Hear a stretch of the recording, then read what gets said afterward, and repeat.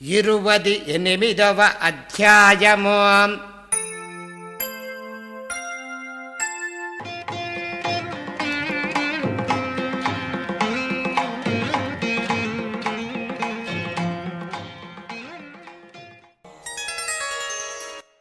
ఓం శ్రీ గణేశాయ నమః.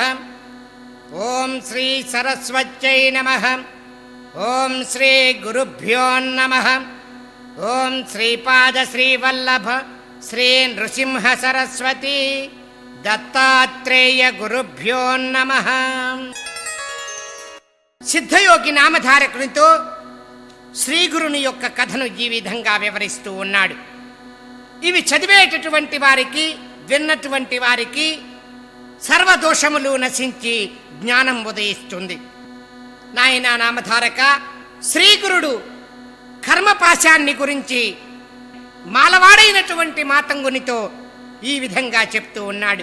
నాయనా మాతంగా, బ్రాహ్మణ, క్షత్రియ, వైశ్య, శూద్ర ఈ 4 జాతులు తమ తమ యొక్క జాతి ధర్మాలను మరచి జీవిస్తే వచ్చే జన్మయందు వారు చండాల యోనుల యందు జన్మిస్తారు. బ్రాహ్మణ స్త్రీ యందు శూద్రుని యొక్క వీర్యంతో జన్మించువాడు చండాలుడే. తల్లిదండ్రులను, గురువులను, చేసుకున్నటువంటి భార్యను, కులదేవతలను త్యజించేటటువంటి వారు చండాలులవుతారు. జీవహింస చేసేటటువంటి వారు, అబద్ధం ఆడేటటువంటి వారు, కన్యా విక్రయం చేసేటటువంటి వారు, శూద్రుని ఇంట భోజనం చేసేటటువంటి వారు, దాసీలతో రతి సాగించేటటువంటి వారు చండాలురు అవుతారు. అరణ్యాన్ని దహించేటటువంటి వారు, తల్లిదండ్రులను వేరు చేసి ప్రత్యేకంగా జీవించేటటువంటి వారు, ఎద్దునెక్కి తిరిగేటటువంటి వారు, తీర్థయాత్రలకు వెళ్ళి శ్రాద్ధం చేయనటువంటి వారు, ఈశ్వరునికి అభిషేకం చేయకుండా కపిల గోవు పాలు తాగేటటువంటి వారు, ఒక ఆమెతో జీవిస్తూ ఇంకొక ఆమెతో సంపర్కం పెట్టుకునేటటువంటి వారు, ఇతరుల యొక్క వృత్తులకు భంగమునర్చేటటువంటి వారు, శివ పూజను విఘ్నం చేసేటటువంటి వారు, సంధ్యాకాలమునందు భోజనం చేసేటటువంటి వాడు, అన్న మాటను నిలబెట్టుకోనటువంటి వాడు, సంధ్యాకాలమునందు నిద్రించేటటువంటి వాడు, పర్వదినముల యందు శ్రీ సంగత్యాన్ని కోరేటటువంటి వాడు, అందరూ నడుచు మార్గమునందు మల విసర్జన చేసేటటువంటి వాడు, తన పుణ్యములను తానే చెప్పుకునేటటువంటి వాడు, విధవా స్త్రీతో రతి చేసేటటువంటి వాడు, గురువును ఎవరైనా నిందిస్తూ ఉంటే సంతోషంతో హర్షించేటటువంటి వాడు బ్రహ్మరాక్షసులవుతారు. ఇతర దేవతలను నిందించువాడు దరిద్రుడై అపస్మారక రోగ పీడితుడవుతాడు.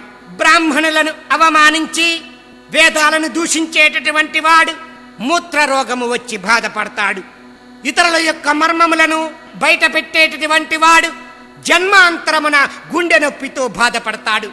స్త్రీలకు గర్భపాతమునరించేటటువంటి వాడు మృతవంఝుడై జీవిస్తాడు. ఎవరు ధర్మమును చెప్పిన వినరో, ఎక్కువగా భుజించిన వారిని హేళన చేస్తూ ఉంటారో వారు చెవిటివారుగా పుడతారు. చెడ్డవానితో స్నేహం చేసేటటువంటి వారు గాడిదగా జన్మిస్తారు. బ్రహ్మహత్య చేసేటటువంటి వారు క్షయరోగులుగాను, కళ్ళు తాగేటటువంటి వారు పిప్పి పళ్ళు కలిగినటువంటి వారుగాను, గురు భార్యతో రమించేటటువంటి వారు కుష్ఠురోగులుగాను జన్మిస్తారు. గుర్రమును, గోవును హత్య చేసేటటువంటి వారు సంతానహీనులవుతారు. పాపం చేసిన వాడు ముందుగా నరకాన్ని అనుభవించి అనంతరం రోగి అయి భూలోకంలో జన్మిస్తాడు. విశ్వాసఘాతం చేయువాడు వమన రోగంతో బాధపడతాడు. పరస్త్రీని అపహరించేటటువంటి వాడు దారుణమైన నరకాన్ని అనుభవిస్తాడు. సర్పమును చంపేవాడు సర్పమై పుడతాడు. సువర్ణమును అపహరించినటువంటి వాడు మధుమేహ వ్యాధి కలిగినటువంటి వాడుగా జన్మిస్తాడు. పుస్తకమును అపహరించినటువంటి వాడు అంధుడవుతాడు. వస్త్రాలు దొంగిలించినటువంటి వాడు బొల్లి రోగం కలిగినటువంటి వ్యక్తి అవుతాడు. ద్రవ్యాన్ని దొంగిలించినటువంటి వాడు గండమాల రోగిగా మారతాడు. చనిపోవు వాని యొక్క ద్రవ్యమును అపహరించినటువంటి వాడు చిరకాలము కారాగార శిక్షను అనుభవిస్తాడు. పరులను ద్వేషించేటటువంటి వాడు, పరుల ధనాన్ని దోచుకునేటటువంటి వాడు జన్మాంతరమున అపుత్రుడవుతాడు. అన్నము అపహరించినటువంటి వారు గుల్మ రోగముతో బాధపడతారు. ధాన్యం దొంగిలించినటువంటి వారు రక్తగాత్రులవుతారు. తైలాన్ని అపహరించినటువంటి వారు దుర్గంధం కలిగినటువంటి శరీరం కలిగిన వాడవుతాడు. బ్రాహ్మణ ద్రవ్యమును దొంగిలించినటువంటి వారు బ్రహ్మరాక్షసి అవుతాడు. రత్నాలు, మాణిక్యములు, మౌక్తికములు దొంగిలించినటువంటి వారు హీన జాతిలో జన్మిస్తారు. ఫలములను అపహరించినటువంటి వారు తామర రోగిగను, రక్తపానము చేసేటటువంటి వాడు జోరీగను, కంచు, దూది, లోహం అపహరించినటువంటి వారు నరకం అనుభవించి తెల్ల కుష్ఠురోగంతో బాధపడతారు. దైవధనాన్ని అపహరించినటువంటి వారు మేతమేయని పశువై జన్మిస్తారు. అతిథులను విడిచి భుజిస్తే పాండురోగి అవుతారు. ధనాన్ని అపహరించేటటువంటి వారు ఒంటి అయి జన్మిస్తారు. ఫలములను దొంగిలిస్తే కోతి అవుతారు. నీరు దొంగిలిస్తే చాతక పక్షి అవుతాడు. గృహానికి అవసరమైనవి దొంగిలించినటువంటి వారు కాకి అయి జన్మిస్తారు. తేనె అపహరించినటువంటి వారు తేనెటీగ అవుతాడు. పరస్త్రీని ఆలింగనం చేసుకున్నటువంటి వారు 100 జన్మలు కుక్క అయి జన్మించిన తరువాత సర్పమవుతారు. పరస్త్రీ యోనిని చూచేటటువంటి వారు గ్రుడ్డివానిగను, మూఢుడుగను అవుతారు. బంధుస్త్రీతో రతి సంగమం చేసేటటువంటి వారు గాడిద అవుతారు. ఎవరు దుర్బుద్ధితో పరస్త్రీ మొహం చూస్తారో వారు నేత్ర రోగం కలిగిన వారవుతారు. ఇవన్నీ వింటున్నటువంటి మాతంగుడు శ్రీ గురునితో, గురుదేవా, స్వామి, ఇదివరకు తెలుసో తెలియకో తప్పు చేస్తే దానికి విమోచన మార్గం బోధించండి అని చెప్పి అడుగగా శ్రీ గురుడు ఇలా చెప్పారు. నాయనా, పశ్చాత్తాపమే అందుకు మొదటి మెట్టు. ఎవరికి పశ్చాత్తాపం కలుగుతుందో వారి పాపములు కొంతవరకు నశిస్తాయి. ఆ తరువాత బ్రాహ్మణుల యొక్క సభలో తమ యొక్క పాపములు చెప్పుకొని వారు విధించినట్లుగా తమ శక్తి కొలది గోదానమును, చంద్రాయణ వ్రతమును ఆచరించాలి. శక్తి లేని వారు ప్రతిగా ద్రవ్యమును దానమివ్వాలి. అజ్ఞానంతో చేసినటువంటి పాపములను పశ్చాత్తాపముతోనూ గురుసేవ చేతను నశింపచేసుకోవాలి. సువర్ణదానం వల్లను, తీర్థయాత్రలు చేయుట వల్లను కొంత పాపములు నశిస్తాయి. 10,000 గాయత్రీ మంత్రం జపం చేసినచో సామాన్య పాపములు కూడా నశిస్తాయి. గాయత్రీ హోమం చేత బ్రహ్మహత్యాపాతకం చేసిన పాపము కూడా నశిస్తుంది. మొదట 3 రోజులు ఉపవాసము, ఆ తర్వాత 3 రోజులు పాలు, మిగతా 3 రోజులు నెయ్యి తాగి ఉండటాన్ని, ఇట్టి వ్రతాన్ని కృత్యము అని చెప్పి అంటారు. శక్తి లేని వారు నువ్వులు భక్షింపవచ్చును. శక్తి కలిగినటువంటి వారు మారేడు, రావి, కమలములు, దర్భ, గరిక వీటిని నీటిలో వేసి స్నానం చేసిన, ఆ నీటిని తాగిన కొంత పాపములు నశిస్తాయి. దీనినే పర్ణకృత్యము అని చెప్పి అంటారు. పాపశాంతి కొరకు చంద్రాయణ వ్రతాన్ని చేయవలెను. అది ఎలాగనగా అమావాస్య నాడు ఉపవాసముండి తిథి క్రమాన్ని అనుసరించి తిథికొక ముద్ద చొప్పున పెంచుకుంటూ పౌర్ణమి నాటికి 15 ముద్దలు పూర్తి చేసి మరలా చంద్రకళలను అనుసరించి రోజుకొక ముద్దను తగ్గించుకుంటూ తిరిగి అమావాస్య నాడు ఉపవసించాలి. దీన్నే చంద్రాయణ వ్రతము అని చెప్పి అంటారు. ఈ వ్రతముచే సమస్త పాపములు నశిస్తాయి. పుణ్యక్షేత్రమున నివసించినందువల్లను సర్వ పాపములు నశిస్తాయి. సముద్ర స్నానము చేసినందువల్ల భ్రూణహత్యా పాపములు నశిస్తాయి. మితాహారుడై పురుష సూక్తమును 6 నెలలు పారాయణము చేసినచో అన్ని పాపములు పోతాయి. విష్ణు సహస్రనామ పారాయణం వల్ల 7 జన్మల పాపము కూడా నశిస్తుంది. ప్రాయశ్చిత్తం చేసుకునేటటువంటి వ్యక్తి ముందు రోజు ఉపవాసముండి పంచగవ్య తీర్థాన్ని సేవించాలి. పంచగవ్య తీర్థమనగా గోమూత్రము, గోమయము, గోక్షీరము, గోఘృతము, గోధవి ఒక పాత్రలో కలిపి అందు ఉదకాన్ని కూడా చేర్చి వైదిక మంత్రముల చేత మంత్రించి మంత్రపూర్వకముగా ఆచార్యుని ద్వారా పుచ్చుకోవలెను. సద్గురువు యొక్క అనుగ్రహము చేత సర్వ పాపములు నశిస్తాయి. శ్రీగురుడు పతితుడైనటువంటి మాతంగుణ్ణి చూస్తూ, నాయనా, పూర్వజన్మలో నీవు చేసుకున్నటువంటి పాపమును అనుసరించి ఈ జన్మలో హీనజాతి వానిగా జన్మించావు అని చెప్పారు. అందుక హీనజాతివాడు, స్వామి మీ కటాక్షం అనేటటువంటి గంగా ప్రవాహంతో నేను పాప విముక్తున్నయ్యాను. కాకి మానస సరోవరం చేరి రాజహంసగా మారినట్లుగా, పరుసవేదిని తాకినటువంటి ఇనుము బంగారమైనట్లుగా మీ దర్శనం వల్లనే నేను పవిత్రునయ్యాను. నాకు ఇవన్నీ ఎందుకు, నాకు జ్ఞానం కలిగేలాగా మంత్రించి నన్ను బ్రాహ్మణులలో చేర్చండి అని చెప్పి అన్నాడు.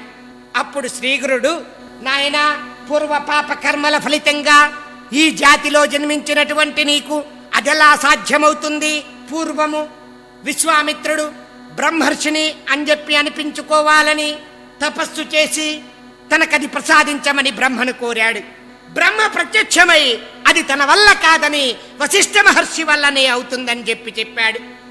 అప్పుడు అతడు వశిష్ఠ మహర్షిని ఆశ్రయించి కోరగా ఆయన అది అసాధ్యమని చెప్పారు.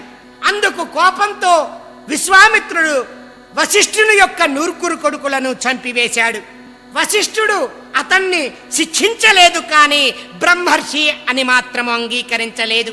విశ్వామిత్రుడు కోపంతో ఒక పెద్ద బండనెత్తుకొని వశిష్ఠ మహర్షి యొక్క నెత్తిపై వేయాలని చెప్పి అనుకున్నాడు. కానీ అతడు చనిపోతే బ్రహ్మర్షి అని చెప్పి అంగీకరించగలిగేవారు ఎవరు ఉన్నారు? దేవతలందరూ కూడా అతన్ని అనుసరించేవారే కదా అని తలచి పశ్చాత్తాపంతో వశిష్ఠుని యొక్క పాదాలపై పడి శరణు వేడుకున్నాడు. వశిష్ఠుడు, నాయనా నీవు సూర్యకిరణాలతో నీ శరీరాన్ని తపింపచేసుకొనిరా, అప్పుడు బ్రహ్మర్షి అని చెప్పి అంగీకరిస్తాను అని చెప్పాడు. విశ్వామిత్రుడు అలాగే చేసి వశిష్ఠుని యొక్క కృపకు పాత్రుడై బ్రహ్మర్షి అయ్యాడని చెప్పి అనిపించుకున్నాడు. నాయనా మాతంగా, అలాంటిదేమీ చేయకుండానే నిన్ను బ్రాహ్మణ జాతిలో చేర్చడం ఎలా వీలవుతుంది అని శ్రీగురుడు ఆ హీనజాతి వానితో అన్నారు. ఇంతలో ఆ హీనజాతి వాని యొక్క భార్యా బిడ్డలు వచ్చి అతన్ని ఇంటికి రమ్మని చెప్పి పిలిచారు. అప్పుడు అతడు, చీచి మీరు దూరంగా పోండి, నన్ను తాకవద్దు, నేనిప్పుడు సద్బ్రాహ్మణుణ్ణి అని చెప్పేసి అన్నాడు. అందుకు ఆ భార్యా బిడ్డలు దుఃఖిస్తూ శ్రీగురుని దగ్గరకు వచ్చి దీనాతి దీనంగా ప్రార్థిస్తూ, ప్రభో ఇతనికి నేనంటే చాలా ప్రేమ, ఎప్పుడూ నన్ను ఎంతో ప్రేమతో చూసుకునేవాడు, నన్ను చూడకుండా ఒక్క క్షణమైనా జీవించలేడు, ఈ పిల్లల్ని పెట్టుకొని నేనెలా జీవించాలి? మీరైనా కానీ ఇతని బుద్ధిని మార్చి మా వెంట పంపే ఏర్పాటు చేయండి అని ప్రార్థించింది. అప్పుడు శ్రీగురుడు ఒక శిష్యుణ్ణి దగ్గరకు పిలిచి, నాయనా ఊరిలో వాణిజ్యం చేసుకుంటున్నటువంటి ఒక పిసినారి బ్రాహ్మణుణ్ణి తీసుకొని రమ్మని చెప్పారు. ఆ బ్రాహ్మణుడు వచ్చిన తరువాత శ్రీగురుడు అతనితో, నాయనా నీవు ఒక కుండ నిండా నీరు తీసుకొని ఇతని నెత్తిపై కొమ్మరించు, తిరిగి ఇతనికి కుటుంబంపై మమకారం మేల్కొంటుంది అని చెప్పారు. అతడు అలాగే చేశాడు. హీనజాతి వానికి ఒక్కసారిగా బుర్ర గిర్రున తిరిగి భార్య బిడ్డల వైపు చూస్తూ, ఏమే నీవిక్కడికి ఎందుకు వచ్చావు? నేను ఒంటరిగా ఉన్నానన్న భయం నీకెందుకు? ఇది పగలే కదా, నాపై నీకింత మోహం ఎందుకు? పద పద ఇంటికి వెళ్దామని చెప్పి భార్యా బిడ్డలను తీసుకొని చక్కా వెళ్ళిపోయాడు. ఈ లీల అంతా చూస్తున్నటువంటి త్రివిక్రమ భారతి, స్వామి త్రిమూర్తి స్వరూప దయాసాగర, అజ్ఞానాంధకారములో మునిగి ఉన్న మానవులు నీ యొక్క మహిమను తెలుసుకోలేకపోతున్నారు. ఆ హీనజాతి వానికి జ్ఞానం ఎలా వచ్చింది, క్షణములో ఎలా పోయింది, దయచేసి వివరించండి అని ప్రార్థించాడు. అప్పుడు శ్రీగురుడు అతనితో, నాయనా విభూతి యొక్క మహిమ వల్లనే అతనిలో జ్ఞానం ఉదయించింది, అది కడిగివేయగానే ఆ జ్ఞానం పోయింది. ఈ విభూతికి మహాత్ముల యొక్క స్పర్శ ఉంటే ఇంకా ప్రభావితం కాగలదు అని చెప్పారు. దానికి త్రివిక్రమ భారతి విభూతి యొక్క మహిమను వివరించవలసిందిగా శ్రీ గురుణ్ణి ప్రార్థించి అడిగాడు. ఓం శ్రీ దత్తాయ గురవే నమః, ఓం శ్రీపాదస్వామినే నమః, ఓం శ్రీ నృసింహ సరస్వత్యై నమః, ఓం శ్రీపాద శ్రీవల్లభ శ్రీ నృసింహ సరస్వతి దత్తాత్రేయ గురుభ్యో నమః.